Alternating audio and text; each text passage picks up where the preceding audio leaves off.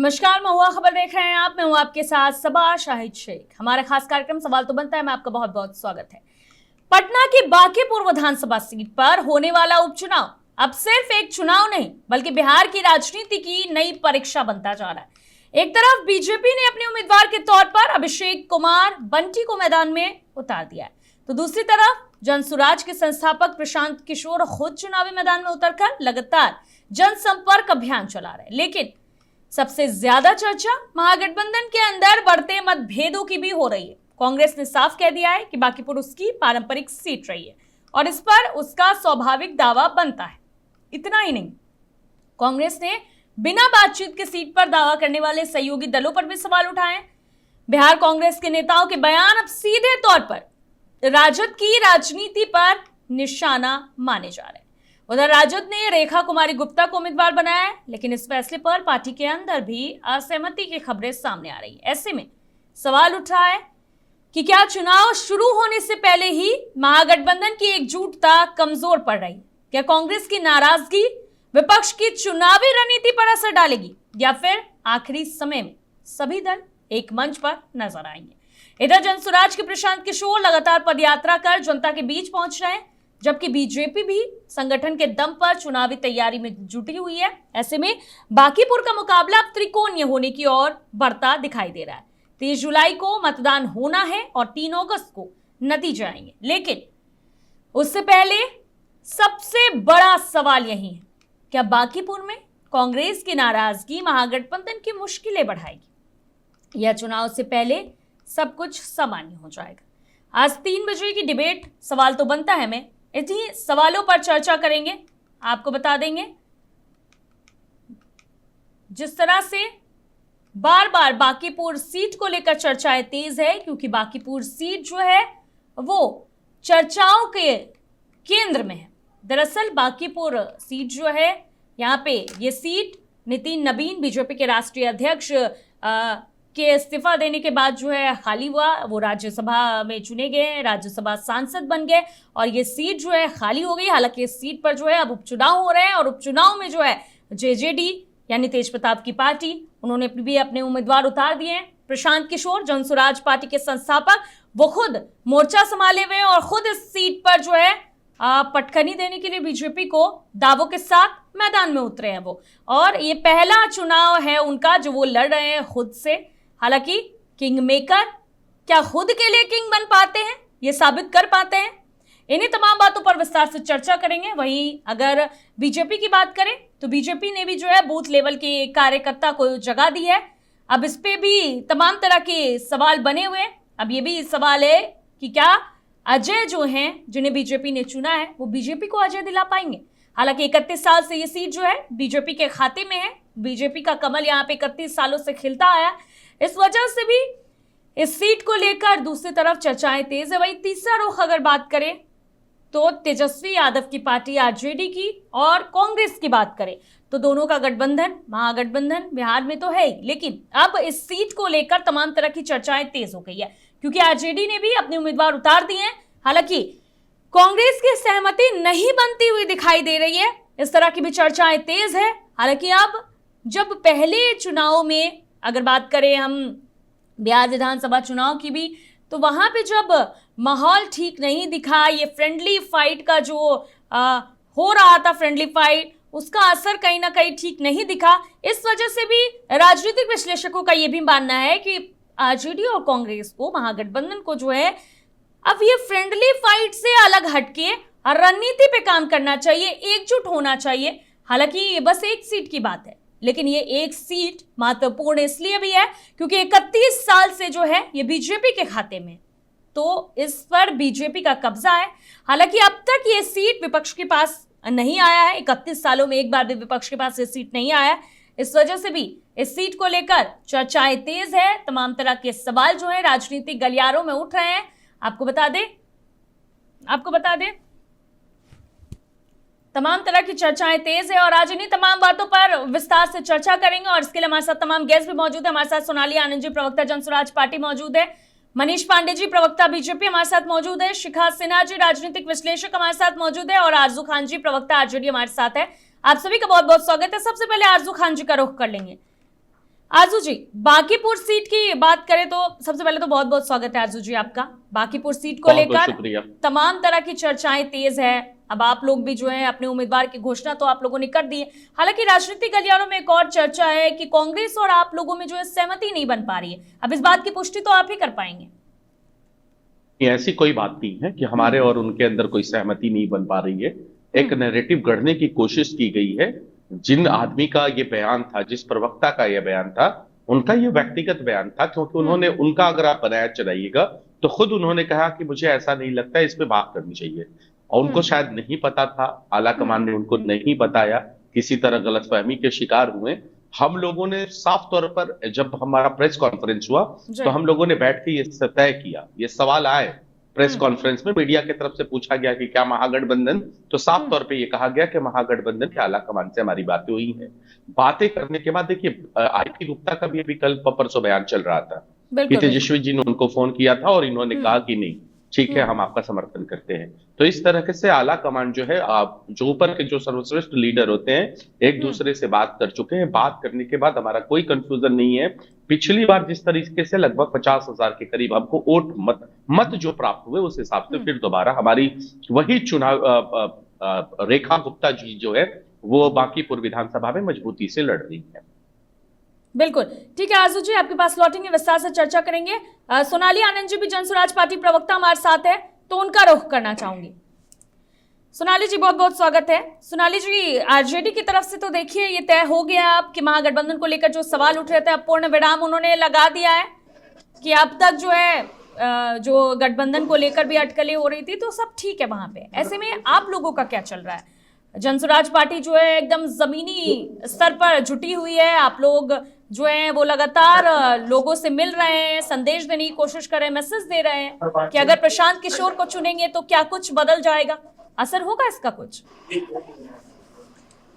सबसे पहली बात कि हमने इस बात को बहुत ही सीरियसली लिया है, रेस्पेक्टफुली इस बात को लिया है कि पूरे बिहार की जनता चाहती थी कि चुनावी मैदान में प्रशांत किशोर उतरे और वो जनता की भावना का ख्याल रखते हुए चुनावी मैदान में उतरे।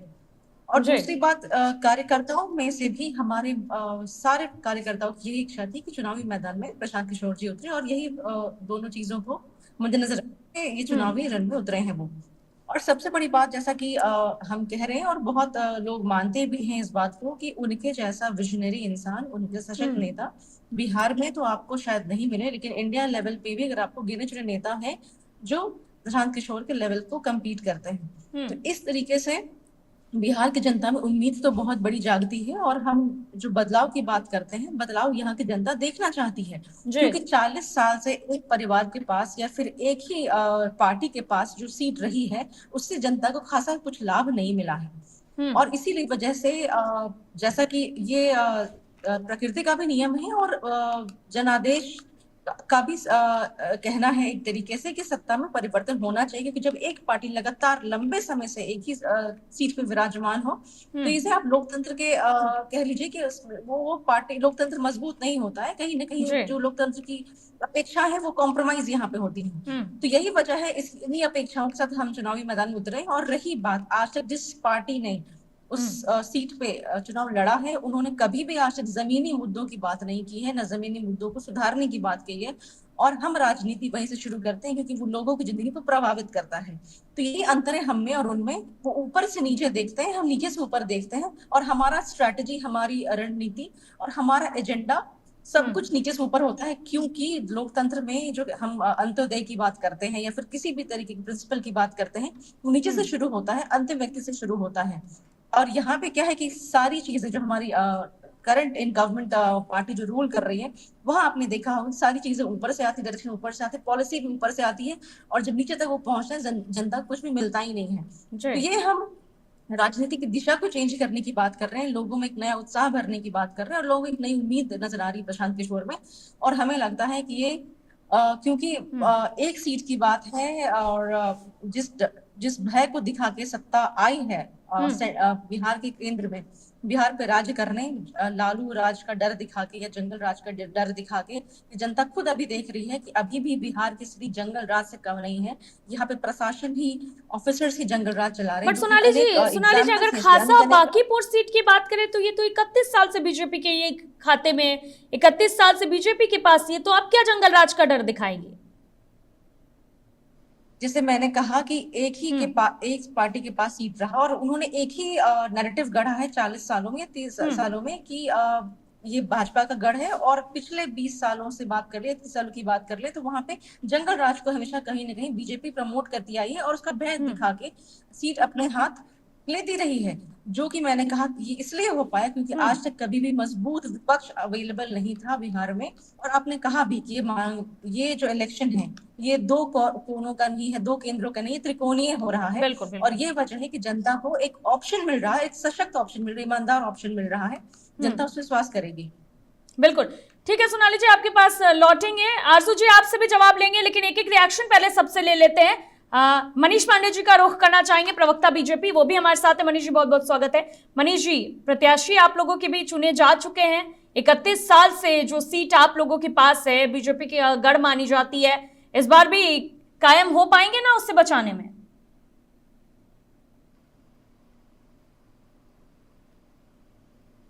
भरोसा है। लगातार 95 से लेके अभी तक, चाहे नितिन नवीन जी हो या उनके पिताजी हो, उन्होंने बांकीपुर की जनता के लिए जो किया है उस पर बांकीपुर की जनता निश्चित रूप से भरोसा और विश्वास दिखाएगी। देखिए, कोई जनता को कोई झूठे वादों से, भावनात्मक अपीलों से, इमोशनल ब्लैकमेलिंग से एक आध चुनाव में बरगला सकता है, लेकिन लगातार 4-4, 5-5 चुनावों में कोई पार्टी या कोई नेतृत्व या कोई नेता अगर अपने विधानसभा में जनता का विश्वास जीतता है तो मुझे लगता है लोकतंत्र में निश्चित तौर पे जनता के साथ कदम से कदम मिलाकर वह नेतृत्व, वह पार्टी चली होगी, तभी जनता लगातार उसको इतना बड़ा मैंडेट, इतना बड़ा जो अपना समर्थन वो लगातार देती है।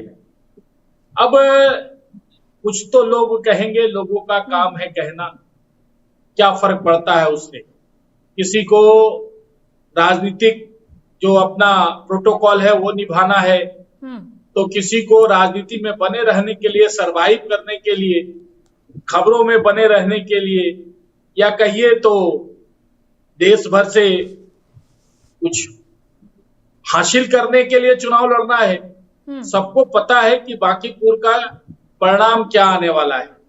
देखिए, राहुल गांधी जी पटना आने वाले थे, ये चुनाव का मौसम था। मुझे लगता है कि अगर वो पटना आते तो अब उनका कितना फर्क पड़ता ये तो विषय दूसरा है, लेकिन हर राजनीतिक कार्यकर्ता का अपना यह कर्तव्य होता है, खास करके जो नेतृत्व कर रहा हो अपनी पार्टी का, कि जहां कहीं चुनाव हो तो उस चुनाव से अपने आप को संबद्ध करे, और खास करके जब उसकी योजना पूर्व से बनी हुई हो तब तो जरूर जाए। अगर आचार संहिता है उस क्षेत्र में तो उसके आसपास ही चाहे अपनी उपस्थिति दर्ज कराए, ताकि कुछ न कुछ उसका प्रभाव उसको या उसके गठबंधन को पड़ सके। लेकिन बेचारे ने अपनी यात्रा ही रद्द कर दी, जैसा मुझे जानकारी मिली है। वहीं दूसरी तरफ देखिए, तेजस्वी यादव है, एक विधानसभा का चुनाव है, उनके लिए एक सीट का महत्व बहुत ज्यादा है। इसके बावजूद चुनाव के पहले से ही गायब हो गए हैं, यूरोप की यात्रा पर परिवार के साथ जाके अपना और छुट्टियां बिता रहे हैं। ये कितने सिंसियर है वो आप देख लीजिए। और तीसरी तरफ प्रशांत किशोर जी, अब उनके बारे में हम क्या कहें। बिहार की जनता ने उनको अच्छी तरीके से कुछ महीने पहले ही उनको आईना दिखा दिया है, लंबी चौड़ी बातें कर रहे थे।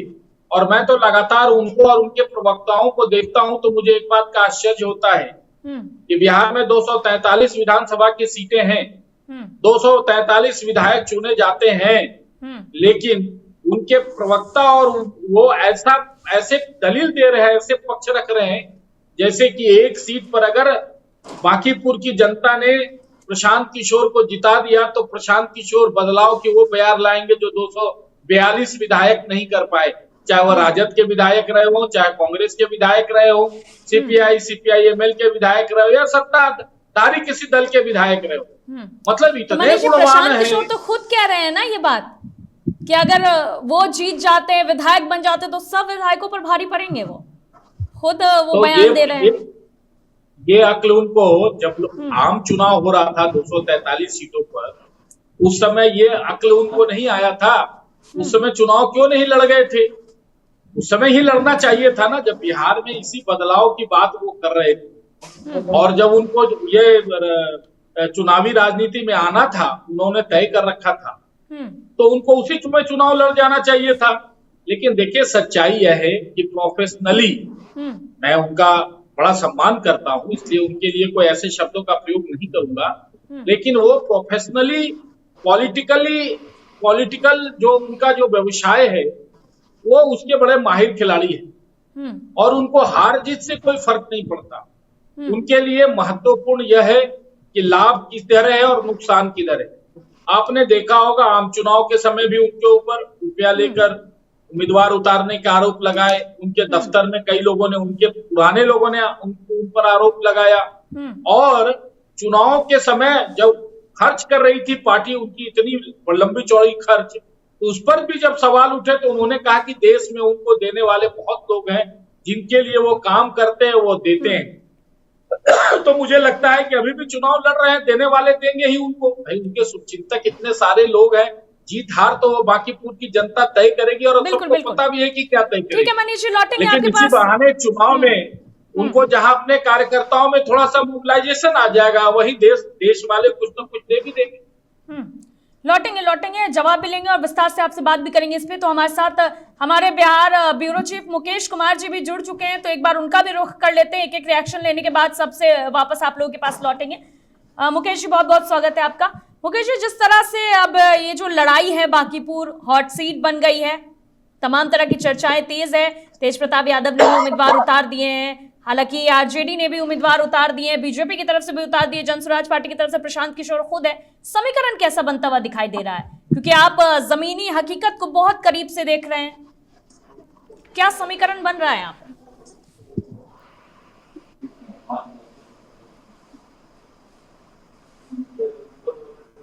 केवल बिहार का ही नहीं, देश का जो है ये हॉट केक बन गया है और हॉट सीट बन गया हुआ है।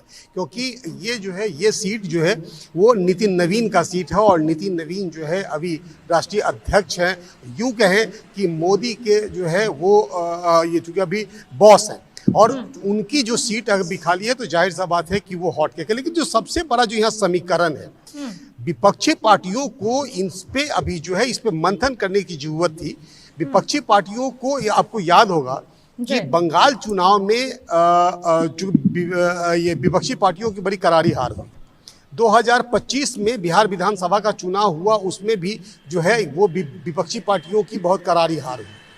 उसके बाद इसमें इन तमाम पार्टियों को जो है एकजुट होकर के इस बार जो उपचुनाव था, उसमें पूरे पार्टियों को जो है वो एकजुट होकर के चुनाव फाइट करनी चाहिए थी। और एक चूंकि महागठबंधन के तरफ से एक कोई व्यक्ति को वहां पे खड़ा करते और उसकी लड़ाई जो है वो बीजेपी के साथ होती।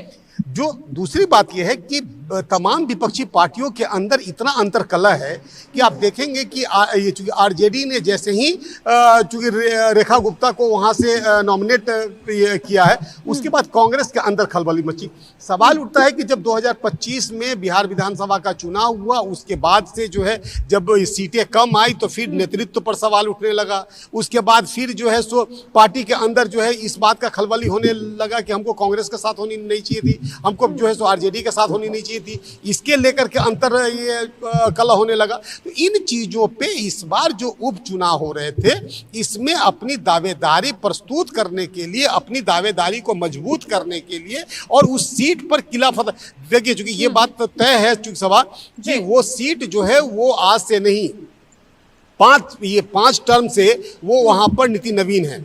और उस किला को फतह करना जो है वो इतना आसान भी है नहीं, क्योंकि यह कहा जाता है कि बहुत कठिन है डगर पनघट की। ये पनघट इतना आसान भी नहीं है ये विपक्षी पार्टियों के लिए। लेकिन यहाँ पर पूरे दल को, विपक्षी दल को एकजुट होकर के यहाँ पर कैंडिडेट खड़ा करते और उसकी लड़ाई सीधा बीजेपी से होती। सभा बिल्कुल बिल्कुल मुकेश जी, वापस आपके पास लौटेंगे। शिखा सिन्हा जी भी राजनीतिक विश्लेषक हमारे साथ है, तो एक बार उनका भी रुख करना चाहूंगी। शिखा सिन्हा जी, बहुत बहुत स्वागत है आपका।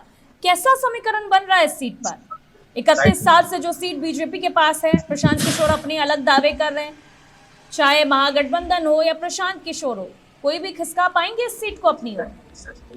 समीकरण क्या कह रहे हैं? शिखा जी, माइक म्यूट पे अनम्यूट कर लीजिए। जी जी जी, आ रही है आवाज? नहीं, अभी आ रही है? जी जी शिखा जी, आवाज आ रही है, बात पूरी कीजिए। जी जी जी जी, ये लोकतंत्र में बहुत गंभीरता और चिंता का विषय है कि जो हमारे विपक्ष हैं वो इतनी करारी हार के बाद भी ये जोड़ तोड़ का समीकरण किए जा रहे हैं। ये विपक्ष तो मजबूत होना बहुत जरूरी है ना। आप देखिए, विपक्ष हमेशा जनता के मुद्दों से दूर रही है, ये आपस में जोड़ तोड़ के समीकरण पे। तो ये बहुत गंभीरता का विषय है कि इस बार बांकीपुर विधानसभा में क्या समीकरण होगा ये कहना, क्योंकि इनके आपसी उलझन ही इतने है कि जनता के मुद्दों से ये काफी मुझे कोसों दूर दिख रहा है। विपक्ष को इस वक्त जरूरत थी कि अपने संगठन, जनता के प्रति संदेश और रणनीति दिशा में एक तगड़ा बदलाव की बात, वही घिसी पिटी बातें, घिसा पिटा मुद्दा, आपस में कलेश की भावना, तो विपक्ष खुद ही मुझे कमजोर दिख रहा है। विपक्ष का विजन और मिशन क्या है, आप बताइए। एक मजबूत विपक्ष का होना डेमोक्रेसी में, लोकतंत्र में बहुत जरूरी है। बांकीपुर विधानसभा में ये आपस में आरजेडी और कांग्रेस का कला होना, बीच में जन स्वराज एक अपना बेवजह का एजेंडा लेके जो सामने आ रहे हैं किंग मेकर का, तो मुझे तो ये कहीं से वास्तविकता नहीं दिख रहा। जब आपस में आपसी कलेश हो रहे हैं, विपक्ष को उन मुद्दों पर ध्यान देना चाहिए, अपना एजेंडा बदलना चाहिए, जनता के मुद्दों पर ध्यान देना चाहिए, जो विपक्ष मुझे कहीं से भी हार के बाद भी करती नजर नहीं आ रही है। ठीक है शिखा जी, लेकिन एक बात से मैं आपके इत्तेफाक नहीं रखती, मतलब प्रशांत किशोर का बेवजह आना, मतलब एजेंडा चलाना, मतलब ये बात मुझे थोड़ा समझ नहीं आई, क्योंकि चुनाव लड़ने का अधिकार तो है सबको, तो वो अपनी पर्सपेक्टिव से ही सोच के आए होंगे, क्योंकि वो तो बार बार कह रहे हैं कि बदलाव की बयार बहेगी, पूरे विधायक मिलकर उतना कुछ नहीं कर पाए जितना वो अकेले करेंगे।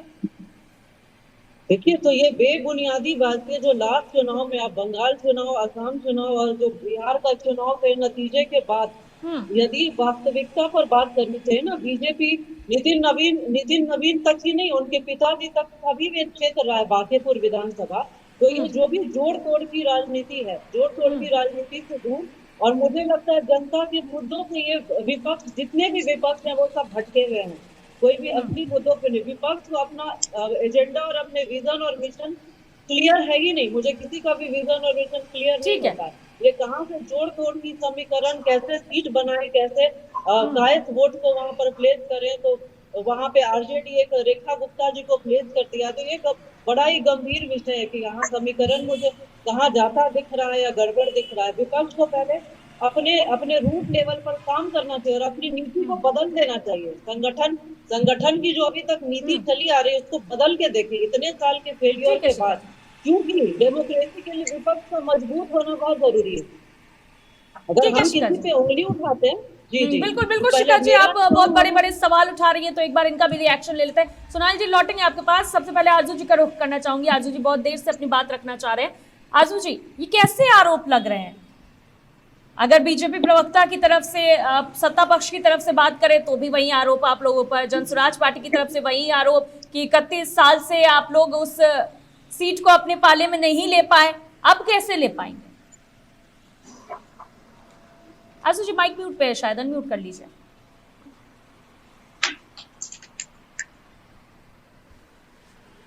आवाज आ रही है? जी आ रही है।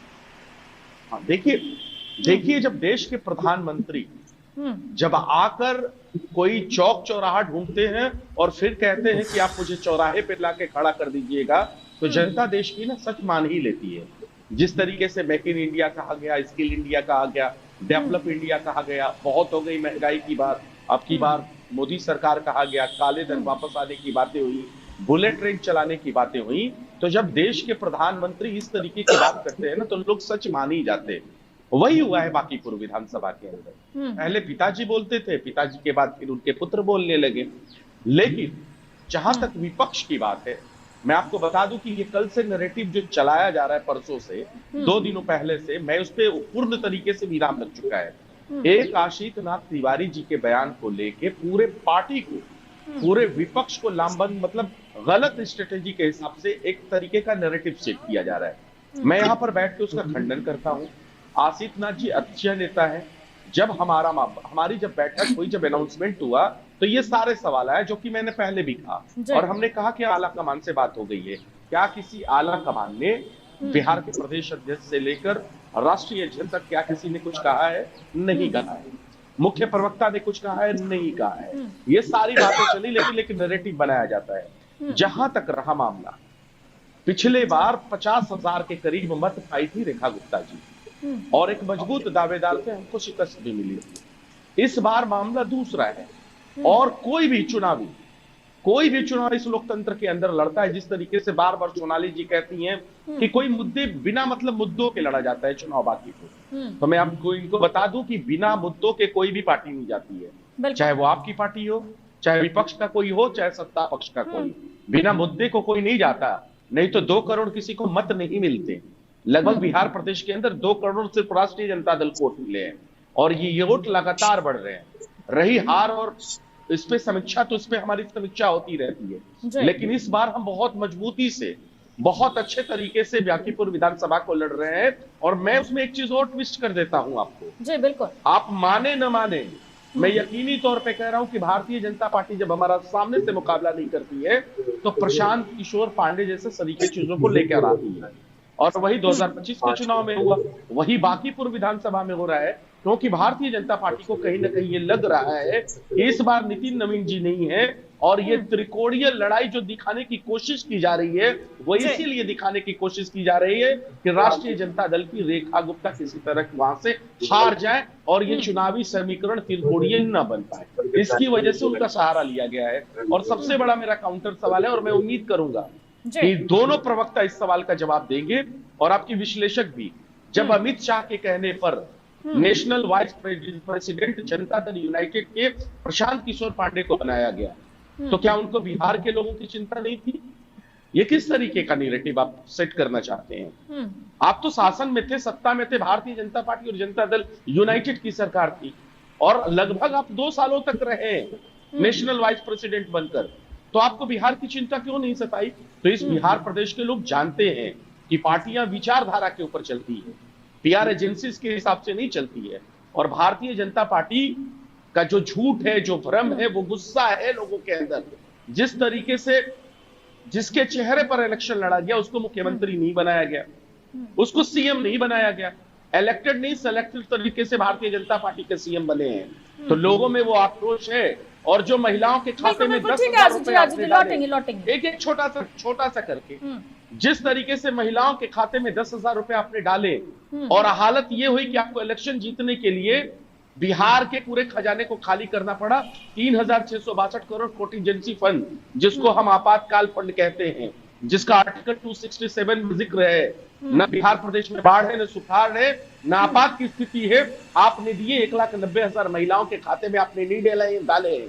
महिलाएं आपके डेट का अनाउंस करना सुनना चाहती है कि आप कब कर रहे हैं। वो सारा गुस्सा लोगों के दिलो दिमाग में है, वो बांकीपुर के महिलाओं के अंदर भी है, बांकीपुर के जनता के अंदर भी है।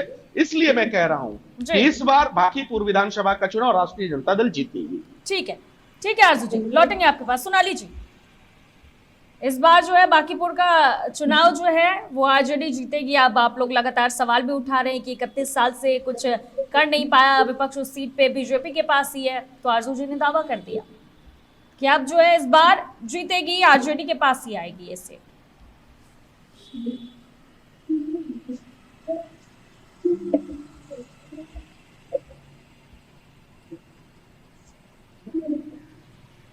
सोनाली जी माइक म्यूट पे है, अनम्यूट कर लीजिए।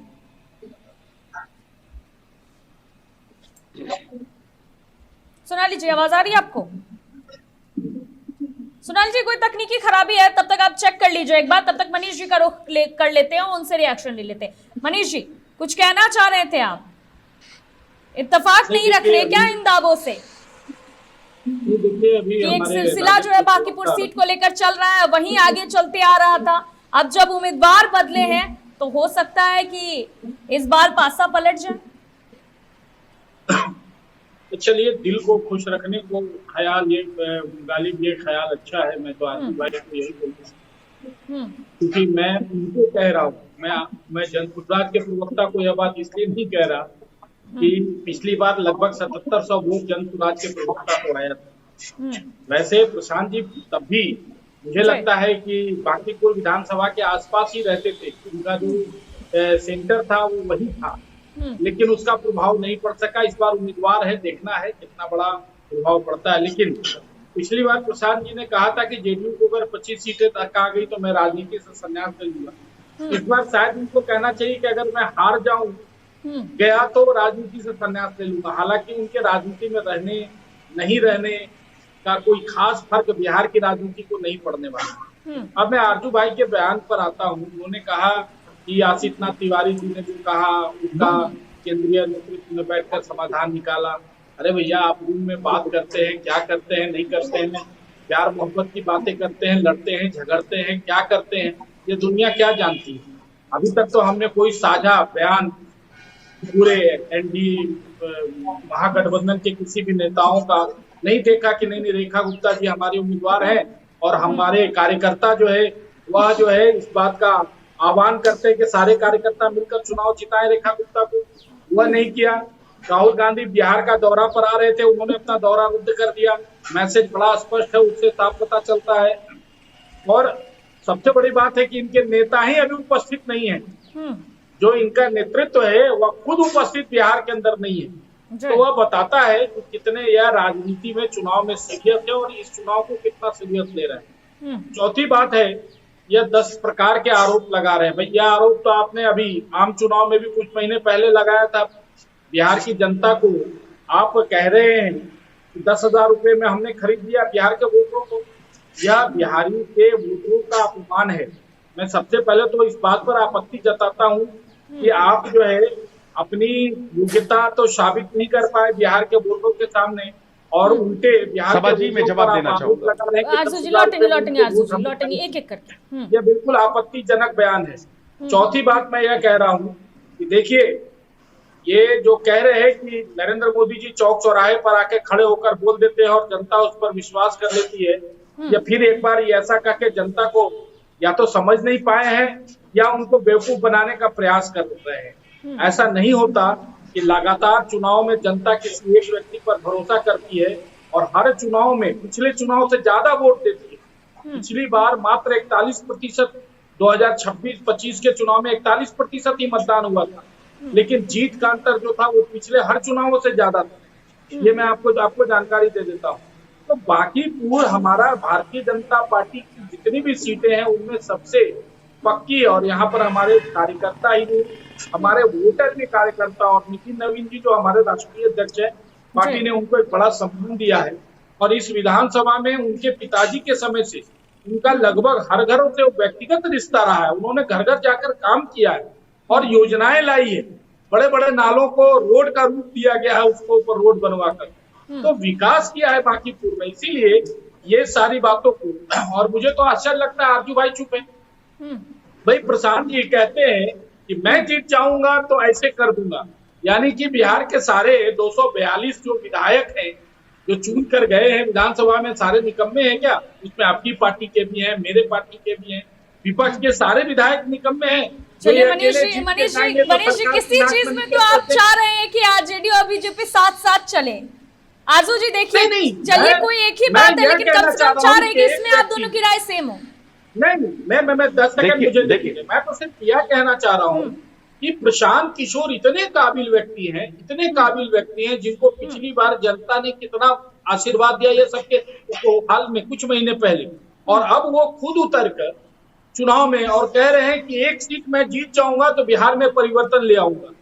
मतलब ये एक ऐसा, मतलब अगर ऐसा कुछ है भी बिहार के हालात, तो एक व्यक्ति जीत जाए और पूरे बिहार में परिवर्तन की बयान ले आए, मतलब अपने आप को गांधी समझना, अपने आप को जयप्रकाश समझना या उससे ऊपर का कुछ समझना, यह पूरी तरीके से हास्यास्पद है।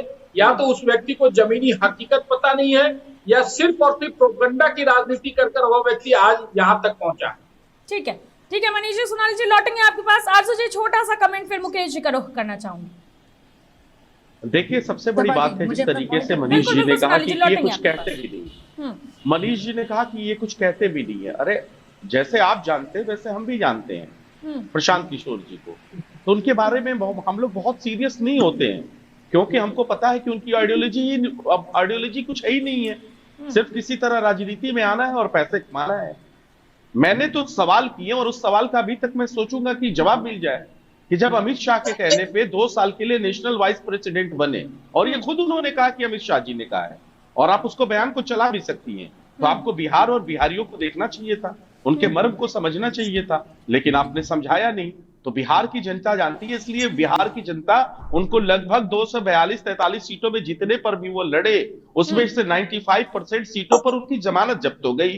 तो इसकी वजह से लोकतंत्र में जनता मालिक है, और लोकतंत्र में उनके लड़ने का अधिकार भी है, हम उससे डिनाई नहीं करते हैं, लेकिन हम उनको बहुत सीरियस नहीं लेते हैं। अब ये कह रहे थे कि आपके नेता विदेशों में चले गए, कहां चले गए। मैं कहता हूं कि इस देश के प्रधानमंत्री 2014 से लेकर 2026 तक 815.42 करोड़ रुपए सिर्फ विदेशी यात्रा पे खर्च कर लिए हैं, लेकिन उनके साथ कौन खड़ा हुआ? ऑपरेशन सिंदूर में सिर्फ एक कंट्री इजराइल, और कोई खड़ा नहीं हुआ। तो आप तो पैसे की तरह बहाते हैं, और ये सिर्फ मैं 2025 तक के आंकड़े बता रहा था, 26 में जो ठीक है आरजू जी लौटेंगे, विस्तार से बात करेंगे इस पे, और भी लोग हमारे साथ हैं, सबको बराबर का मौका मिलना चाहिए। लौटेंगे क्या कर लेते हैं। और एक एलिगेशन इन्होंने, मनीष जी ने, मेरे अच्छे मित्र हैं, इन्होंने लगाया। देखिए, जब मैंने शुरुआती दौर में कहा, इन्होंने कहा कि आपने तमाम तरह के एलिगेशन लगाए, आपने विपक्ष के किए हुए दावादों को आपने पूरा किया, चाहे 200 यूनिट बिजली फ्री हो गई, वृद्धा पेंशन का मामला हो गया, माई बहन मान योजना के तहत 30,000 रुपए जो डालने की बात कर रहे थे, लेकिन बिहार की जनता ये नहीं जानती थी कि उनका अपमान होगा। वृद्धा पेंशन आप चालू करिएगा, 400 से 1100 करिएगा, लेकिन बिजली 125 दर यूनिट करके रात के शाम के 5 बजे से 11 बजे तक 8 रुपए 10 पैसे इस गरीब बिहारियों के ऊपर आप जुल्म करिएगा। ये नहीं जान रहे थे कि आप उनका और ये भी नहीं जान रहे थे कि उनका पेंशनधारियों का पेंशन बंद होगा, वेतनधारियों का वेतन बंद होगा, बड़े टेंडरों का, ठेकेदारों का, उनका पैसा रुक जाएगा। ये लोग नहीं जानते थे, ये अपमान तो है ना। ठीक है आरजू जी, ठीक है, लौटेंगे आप लोगों के पास। मनीष जी, सोनाली जी लौटेंगे, मुकेश जी सोनाली जी मुकेश जी के बाद आपके पास ही लौटेंगे। मुकेश जी का रुख करना चाहूंगी। मुकेश जी, 31 साल से जो सीट बीजेपी के पास है, अब ये भी कयास लगाए जा रहे हैं कि पहले नितिन नबीन के पिता थे, और अब जो उनके बाद जो है नितिन नबीन ने खुद उस सीट को संभाला है, और लोगों से वहां के काफी जुड़ाव रहा है। तो अब ये जो दूसरा कैंडिडेट जो बीजेपी ने उतारा है, इसका कितना असर दिखेगा? क्या वही फायदा पहुंचेगा बीजेपी को, या कुछ बदलाव देखने को मिल सकता है? समीकरण क्या कह रहे हैं?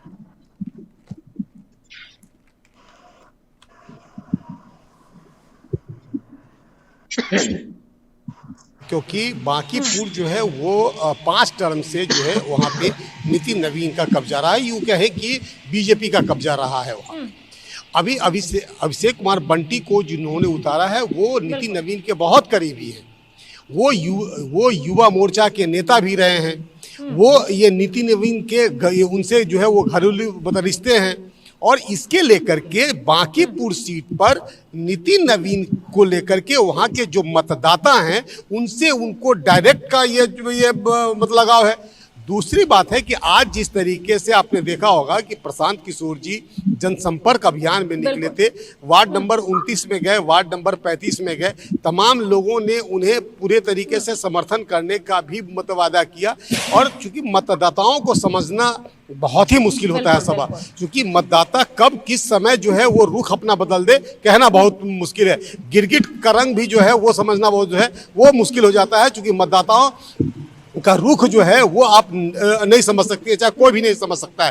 क्योंकि आपको याद होगा कि बंगाल चुनाव में जब हम लोग कवरेज कर रहे थे, वहाँ के तमाम जो लोग थे वो प्रत्यक्ष रूप से कुछ बोलते थे और प्रत्यक्ष रूप से कुछ बोलते थे, लेकिन जहाँ उनकी मंशा थी वो वहीं पे अपना जो है वो ये वहाँ ये अपना मतदान करते थे। अब सवाल उठता है कि अब जब जहाँ पे बीजेपी का ये करीब 21 सालों से वहाँ कब्जा रहा, उस किला को फतह करना इतना आसान भी नहीं होगा, चाहे वो जनसुराज के लिए हो, चाहे वो आरजेडी के लिए हो, वो चाहे या चाहे जेजेडी के लिए हो। ये इन तमाम पार्टियों को जो है अगर उस किला को फतह करना था तो ये तमाम पार्टियां एकजुट होकर के और एक ही मंच के साथ में और एक ही तरीके से वहां पर फाइट करती तो कुछ बात जो है वो ये टसल लेकर हो सकती थी। सभा बिल्कुल बिल्कुल ठीक है। मुकेश जी लौटेंगे आपके पास। सोनाली जी का रुख करना चाहूंगी। सोनाली जी, भरोसा ही नहीं है किसी को आप लोगों के नेता पे, बताइए कैसे कह रहे हैं। अभी मनीष जी और आरजू जी साफ तौर पर कह रहे हैं कि सीरियस ही नहीं लेते। जी, जिनके सेंटर में बैठे मैक्सिमम एमपीज मिलके देश की व्यवस्था को बदल नहीं सकते, 102 विधायक जो बीजेपी के हैं वो बिहार की व्यवस्था को बदल नहीं सकते, जिनके पास पूरी ताकत है वो बिहार को बदलने में सक्षम रहे हैं, वो उनको कभी भी एक व्यक्ति के कॉम्पिटेंस पे भरोसा नहीं हो। जाहिर सी बात है, क्योंकि उन्होंने 1 से 2 अनेक विधायक के साथ काम करते देखा, पर वो फिर भी बिहार को गर्त में ही मिलाते जा रहे हैं। तो एक अकेला व्यक्ति बहुत बड़ा परिवर्तन ला सकता है, ये यकीन नहीं हो रहा, क्योंकि उन्होंने कभी देखा ही नहीं इस चीजों को। और जिस ढंग से पूरे देश के लुटिया डुबाने का काम किया है, लेकिन सोनाली जी संभव है क्या? सोनाली जी संभव है क्या? सोनाली जी संभव है क्या? ऐसा संभव है कि एक व्यक्ति जो है वो पूरे 242 विधायकों पर भारी पड़े, बदलाव की बयार पूरा बहने लगे बिहार में? क्योंकि मनीष जी भी कह रहे थे, सुना होगा आपने, कि अगर ऐसा था तो प्रशांत किशोर को पहले ही आना चाहिए था ना मैदान में। बिहार विधानसभा चुनाव के वक्त भी मौका था। सबसे पहली बात कि जो चीजें लोकल एरिया से शुरू होंगी, जैसा कि हमने देखा है कि एमएलए फंड जो आता है एक पर्टिकुलर एरिया के लिए, किसी भी विधायक ने आज तक खर्च नहीं किया। सबने उसे अपनी प्राइवेट प्रॉपर्टी समझी, कभी भी उसे एरिया पे खर्च नहीं किया। तो सबसे पहली बात, जो जनता के लिए फंड आता है वो जनता में जब जाएगा और जनता के विकास के लिए कारोबार, जमीन पे असलियत दिखना शुरू होंगी। और जिस विकास की बात 40 साल से कर रहे हैं कि नितिन नवीन के पिताजी किस समय से विकास चलता आ रहा है, ये वैसा ही विकास है जो जमीन पे दिखाई नहीं देता। जैसे कि हमारी स्पेस टेक्नोलॉजी से रोड बनी हुई जो कभी भी हमें जमीन पे दिखाई नहीं देती। तो ये सारी चीजें बातों में ही है, जमीन पे इनकी कुछ नहीं दिखती। और रही बात सही मुद्दे उठाना, जब हर पार्टी करप्ट ही है, हर पार्टी जब कहीं ना कहीं चोरों को ही स्पेस देती है, बुरे बैकग्राउंड के लोगों को ही या करप्शन को ही स्पेस देती है, वहां एक अकेला व्यक्ति जब करप्शन के खिलाफ आवाज उठाएगा, जो बिहार में होता आया है, डेफिनेटली सरकार बाध्य होगी जवाब देने के लिए, और जनता को भी उन सारे सब प्रश्नों का उत्तर सरकार देने के लिए बाध्य होगी। तो एक उचित प्रश्न पूछना, सरकार को बातें करना, उसका जवाब देने, जो सरकार अभी अपनी जिम्मेदारी से भाग रही है, ये अकेला व्यक्ति कर सकता है सदन में जाके, जो लोगों को अभी अंदाजा नहीं है। और जब ये चीजें होंगी तब समझ में आएगा कि पॉलिटिक्स की दिशा और दशा कैसे चेंज होती है एक सिंगल ईमानदार व्यक्ति के एक सदन में आने से। दूसरी बात यहाँ पे शिखा जी ने कही, जो मुझे बिल्कुल यहाँ पे इररिलेवेंट लगा, कि एक सीट अगर 40 साल से किसी पार्टी के पास है तो वहां बेमतलब है जनसुराज का आना और लड़ना। तो इस हिसाब से 70 साल से जब कांग्रेस सत्ता में थी तो बीजेपी को एग्जिस्टेंस में आना ही नहीं चाहिए था, ना ही लड़ाई लड़नी चाहिए थी। तो ये कहीं ना कहीं जो एक लोकतंत्र की भावना है उस पर ये प्रश्न उठा रही है। और ये इनका कहना है कि अगर कोई पार्टी बहुत सशक्त है और बहुत दिनों से राज कर रही है, सीधा उसके सामने हार मान के रास्ता बदल लेना चाहिए, जो कि पॉलिटिकली भी इनकरेक्ट है, डेमोक्रेटिकली भी इनकरेक्ट है, और कहीं भी जो इंडिया की मूल भावना उसको सपोर्ट नहीं करता है। अंत में यहाँ बिजनेस की बात कही गई, पैसे की बात कही, सारे आरोप हैं। और बीजेपी के नेता जिनके बड़े बड़े बिजनेसेस हैं, जो बड़े बड़े कॉर्पोरेट हाउसेस में अपने शेयर्स लगाते हैं, उसका प्रमाण है। आप सामने मंत्री बट पीछे से बहुत बड़े बिजनेसमैन है जो 1000 करोड़ की टर्नओवर की कंपनी को रन करते हैं। ये इसका प्रमाण पूरे देश में है। और रही बात झूठ बोलने की और सच बोलने की और आइडियोलॉजी की, तो मुझे लगता है कि ये दोनों पार्टियां कभी भी फ्री बीज से आगे बढ़ ही नहीं पाई हैं। जनता को मुफ्त में देने के सिवा इससे आगे इन विचारधारा ही नहीं बनी है। शायद इसीलिए जब भी 10,000 की बात होती है, बीजेपी के सारे प्रवक्ताओं को या नेताओं को ये बात सुनने में अच्छी नहीं लगती। लेकिन सत्य तो यही है कि 10,000 रुपए देके आपने बिहार के वोट को खरीदा है, बिहार की इकोनॉमी को बर्बाद किया है, और आज जो बिहार की जनता पे आपने कर्ज लादा है, उसे आप भरपाई करना चाहते हैं अनेक टैक्सेस लगा के, जो आपकी सरकार कर रही है। और दूसरी बात आइडियोलॉजी की बात होती है। हमारे पार्टी ने हमेशा इकोनॉमिक रिफॉर्म की बात कही है, वो रिफॉर्म कैसे लाया जाएगा इसकी भी बात कही है। जिस ढंग से हमने शिक्षा व्यवस्था को बर्बाद कर दिया है उसको कैसे दुरुस्त किया जाए इसकी भी बात करती है। तो आइडियोलॉजी इन दोनों पार्टी की यही है कि मुफ्त में पैसे बांटो, मुफ्त में सर्विसेज दो और जनता का मुंह बंद करा के रखो, और जब अंत में उनके ही पैसे को लूट के उनके इलेक्शन के समय उन्हें बांट दिया जाए। तो फ्रीबी की राजनीति का पूरा देश में ट्रेंड इन्होंने सेट किया है, बीजेपी ही है और उसके रास्ते पे चली है आरजेडी, जो कि वादा करती है और देने में डिलीवर करने में सक्षम नहीं, क्योंकि वो तंत्र में ही नहीं है। हाँ, लेकिन अगर कभी कभी होता है तो ये उसी राजनीति पे चलेंगे, उसी ट्रेंड पे चलेंगे। ये जनता की भलाई नहीं कर सकते। खैरात में पैसे बांटना और जनता को बिल्कुल इंडिपेंडेंट नहीं बनने देना, और अपने जो कहते हैं समाज डेवलप होता है जब उसके लोग कंजम्पशन पे नहीं इकोनॉमी को रोटेट करने में आते हैं। तो यहाँ पे हमने पूरे इकोनॉमी कंजम्पशन बेस बना दिया है, जो कि पूरे बिहार को नहीं पूरे भारत को खराब कर रहा है। ठीक है सोनाली जी, आपने बहुत बड़े बड़े आरोप लगाए हैं, जवाब दोनों प्रवक्ताओं से लेंगे, लेकिन उससे पहले शिखा जी का रुख करना चाहूंगी। शिखा जी राजनीतिक विश्लेषक हैं, आप राजनीति को काफी अच्छे से समझती हैं और बेहतर बता पाएंगी। अभी सोनाली जी भी कह रही थी कि जनसुराज पार्टी जो है, सिर्फ जनसुराज पार्टी को छोड़ के सारी पार्टी में जो है लोग भ्रष्ट भरे हैं, पार्टी भ्रष्ट है, तो कैसे कुछ हो पाएगा। इसलिए जो जनसुराज पार्टी है, प्रशांत किशोर हैं, वो खुद मैदान में उतरे हैं और दावे कर रहे हैं कि अब जो है वो और एडीआर जो की पूरा रिपोर्ट भी सिस्टम है बताती उसको ठीक करेंगे अकेले। 40% से अधिक नेता जो सदन में बैठे उनमें क्रिमिनल केसेस हैं, ये एडीआर की रिपोर्ट बताती है। ठीक है सोनाली जी। शिखा जी का रुख क्या है, मैंने लौटूंगी आपके पास। शिखा जी माइक म्यूट पे अनम्यूट कर लीजिएगा। हेलो जी आवाज आ रही है, बात पूरी कीजिए। प्रशांत किशोर जी जो बेबुनियादी बातें लास्ट टाइम जब चुनाव में किए थे कि इतना सीट भाजपा या जेडीयू को आ जाएगा तो मैं राजनीतिक संन्यास ले लूंगा, 25 सीटों की बात कही थी उन्होंने कि जेडीयू को आ जाएगा तो वो राजनीति छोड़ देंगे। बिल्कुल छोड़ देंगे, पर उन्होंने लिया नहीं। फिर राजद और तेजस्वी जी के साथ पीछे के दरवाजे से उनका साठगांठ करना, जो लोग नैतिकता की बात करते हैं, मैं एग्री करती हूँ कि ऑपोजिशन का बहुत बड़ा रोल होता है। भारतीय जनता पार्टी अगर गलत सही जायज नाजायज कुछ भी करती आ रही है, बट ऑपोजिशन का यहाँ कोई तो नीति या सिद्धांत ही मुझे नजर नहीं आता है। आप जिस भी ऑपोजिशन की बात कर लें वो ग्राउंड रूट से कोसों दूर है। और जन स्वराज के जो प्रशांत किशोर जी हैं जो फॉल्स नैरेटिव सेट करते हैं, तो ये बॉलीवुड नहीं चल रहा है जो एक दिन का नायक सब कुछ बदल देगा अनिल कपूर की तरह। मैं पहले बताना चाहती हूँ, वो वास्तविकता की बात करें प्रशांत किशोर जी, ये बांकेपुर की जनता मंदिर मस्जिद से उठ के जो वहां पर जल जमाव की समस्या है या पानी की समस्या है, पार्किंग की समस्या है इत्यादि, युवाओं में बेरोजगारी है, इस चीज से मैं पूरा एग्री करती हूँ। तो इन मुद्दों पर किस विरोधी पक्ष ने बात किया? ये हर कोई यहाँ दूसरे को चोर और अपने आप को बहुत संत बात करता है। तो अगर सत्ता में आते, आप अरविंद केजरीवाल जी का उदाहरण देख लीजिए, सत्ता अगर उनको मौका देगी तो वो क्या क्या बदलाव की बात करेंगे। और बेबुनियादी बातें करना, बड़े बड़े वादे करना, जैसे बॉलीवुड का एक स्टोरी चल रहा है, सब चोर है, मैं एक जनता का नायक हूँ, ऐसे राजनीति नहीं चलती है बड़े बड़े वादों पे। और आपने जो लास्ट स्टेटमेंट दिया था, आपकी कथनी और करनी दोनों में जमीन और आसमान का फर्क है। इसीलिए अगर आप किसी पर भी, राजद हो या बीजेपी हो कांग्रेस, किसी पर भी अगर आप आरोप लगा रहे हैं तो आप अपने स्टेटमेंट पे एकदम खरे उतरिए ना। कि आप लास्ट टाइम पे आपने क्या स्टेटमेंट, बचकाने वाले स्टेटमेंट दिए थे, आप पद यात्रा कर रहे हैं, फिर आप खुद ही चुनाव में नहीं उतरे,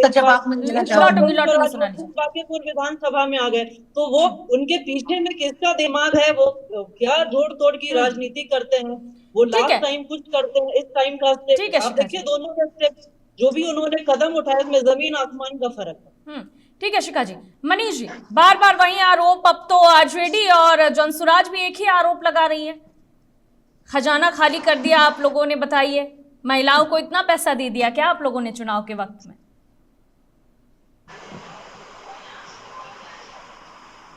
मनीष जी, महिलाओं को रोजगार के लिए जो राशि दिए चुनाव के पहले, लौटेंगे राशि हमने आरजू जी के बाद आपके पास लौटेंगे। उस राशि की 2 किस्तें हमने चुनाव होने के बाद भी दिया है बिहार की महिलाओं को, और आगे भी देंगे। और 2 लाख उसमें से जो हमारी महिलाएं बहनें उस रुपए का, उस राशि का जिन्होंने सदुपयोग किया होगा, ऐसे चयनित बहनों को 2 लाख रुपया और देने वाले हैं रोजगार करने के लिए, तो हमारी योजना में शामिल है यह विषय। इसलिए यह पहले शिक्षकों का मानदेय वो- दे दें, स्टाफ का मानदेय दे दें, पहले जो पेंशन रुकी है वो दे दें पहले। देखिए, आप कुछ नहीं दे सकते, इतना तो तय है। आज सरकार में है, बहुमत में है हमारा गठबंधन, तो स्वाभाविक है कि अभी आगे आने वाले समय तक जो पूरा कार्यकाल है वह हम पूरा करेंगे। इसलिए जो भी शिक्षकों का डिमांड है वेतन से संबंधित या उनके ट्रांसफर से संबंधित या कुछ, वो हम ही दे सकते हैं। एक सीट पर जीत के भी जनसुराज नहीं दे सकती है। अगर जीत भी जाएगी, हालांकि ऐसा होना नहीं है, तो वो नहीं कर सकते। मुख्य विपक्षी दल यहाँ पर राजद है या हम सत्ता में है, तो दिक्कत क्या है कि बिहार में यह दुर्भाग्य है बिहार का। मैं इसलिए नहीं कह रहा, मैं इसलिए कह रहा कि आज बिहार में प्रशांत किशोर मीडिया के विमर्श का मुद्दा है। एक सीट नहीं है, वोट का प्रतिशत सबसे कम किसका है सो देख लीजिए। पप्पू यादव मीडिया का विमर्श का मुद्दा हो जाएंगे, एक बार कोई डायलॉग देंगे तो उस पर पूरा राष्ट्रीय मीडिया से लेकर ठीक है मनीष जी, समय की कमी है, मैं 10 सेकंड हाँ, मैं अपनी बात को कंप्लीट कर रहा हूँ। मैं इसलिए कह रहा हूँ कि इन्होंने शिक्षकों का मुद्दा उठाया, तो आप क्या कर दीजिएगा उसमें, जीत के हार के? आप नहीं कुछ कर सकते और आपने कुछ किया भी नहीं है। आपने जो किया है बिहार की जनता ने देखा है। मैं आपको बता दूं, अभी केसी सिन्हा जी यहाँ उन्होंने उनको कुम्हरार से प्रत्याशी बनाया था। आज स्थिति यह है। मनीष जी ठीक है, मनीष जी समय की कमी है, मनीष जी बात समझिए। मनीष जी समय की कमी है, 30 सेकंड में सोनाली जी और आरजू जी को देना चाहूंगी, प्लीज, समय की कमी है। आरजू जी 30 सेकंड है आपके पास, प्लीज बात पूरी कीजिए। इधर उधर के वादे कर रही है जी, जो इधर उधर के वादे कर रहे हैं, जिस तरीके से मनीष पांडे ने कहा कि ये हमारे ऊपर आरोप लगा रहे हैं इनका खजाना खाली नहीं है, तो उसके दो तरीके हैं कि आप अपने खजाने को कैसे देखिएगा। मैं लगभग 3 महीने से वित्त मंत्रालय से लगातार ये कोशिश कर रहा हूं और विपक्षी दल होने के नाते कह रहा हूं कि कम से कम वित्त मंत्रालय एक श्वेत पत्र जारी करे कि उसके कोष में, राजकीय कोष में कितना पैसा है। अभी तक इनका कोई जवाब नहीं आया। दूसरा, आप कब दूसरा 1,90,000 बची हुई राशियां डाल रहे हैं? और तीसरा सबसे बड़ा सवाल ये है कि अगर कुछ मुद्दे का तो जवाब सुन देना लीजिए, जरूरी है। मनीष जी सुन लीजिए, अभी मेरा सवाल खत्म नहीं हुआ है, मनीष जी एक सवाल और है, और ये बताइए कि जब ठीक है आरजू जी, मनीष जी शांत हो जाइए, 30 सेकंड सोनाली जी, 30 सेकंड समय की कमी है, प्लीज बात समझिए आप लोग। सोनाली जी 30 सेकंड। जनसुराज आज से नहीं, फील्ड में बांकीपुर की जमीन पे महीनों से कार्य कर रहा है और लोकल मुद्दे उनको ही उठाया रहा है। जिन लोगों को इसकी जानकारी नहीं है, शायद वो, मुझे लगता है उन्हें जानकारी को दुरुस्त करने की आवश्यकता है, जो भी इस बात को उठा रहे हैं। और रही बात जाति धर्म मस्जिद मंदिर करने की, ये कौन सी पार्टी करती है और किस पार्टी के मेन मुद्दा रहा है, ये हम सभी जानते हैं। ठीक है, और दूसरी ठीक है बात मुकेश जी, ये है सोनाली कि जी, शिखा जी, आरजू जी, मनीष जी, बहुत बहुत शुक्रिया आपसे कहा एक प्रेडिक्शन किया गया कि इतनी सीटें एक पार्टी को आएंगी, वो सीटें नहीं आई, लेकिन उससे इस्तीफा बहुत बहुत मांगा शुक्रिया आप सभी का। फिलहाल के लिए इतना ही। खबरों का सिलसिला महुआ खबर पर जारी रहेगा, देखते रहिए महुआ खबर।